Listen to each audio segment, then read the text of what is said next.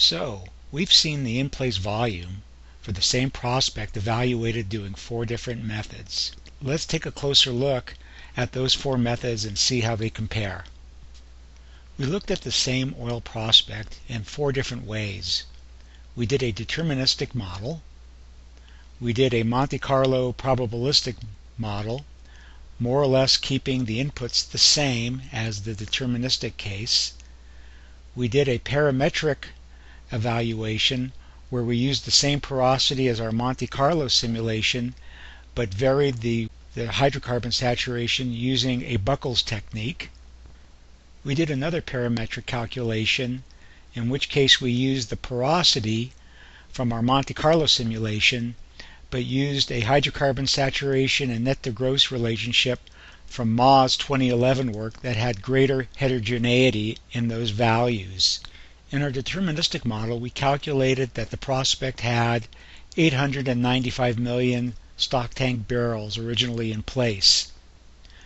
In our Monte Carlo simulation, our mean and P50 cases were also 895 million barrels, but we saw a range of about 125 million barrels between the P95 and the P5 cases.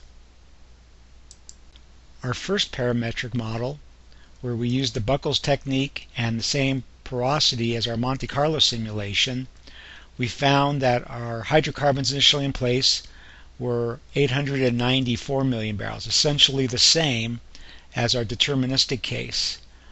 When we put the net to gross in, we found a smaller number, about 8% lower, but this is because the mean net to gross in this calculation was 0.93 as opposed to 100% net to gross in our deterministic case. In the second parametric calculation, where we used Ma's relationship with porosity with hydrocarbon saturation and porosity with net to gross, we found a much different answer. So we saw a 15% increase in the bivariate and 8% in the trivariate, but this is due to the difference in the hydrocarbon saturation and net to gross values. I'd like to point out that when we look at the combined value of the porosity and hydrocarbon saturation in our deterministic model, it's equal to 0.15.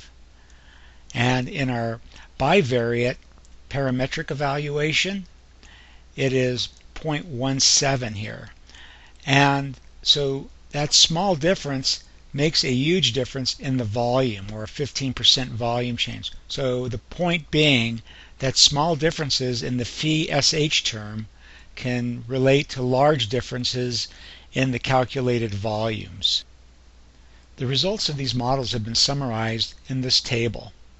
And I think the main point to observe here is that the change in the volumes, or the uncertainty level, relative to the deterministic case is anywhere from -8 to +15%, or equivalent to 220 million stock tank barrels.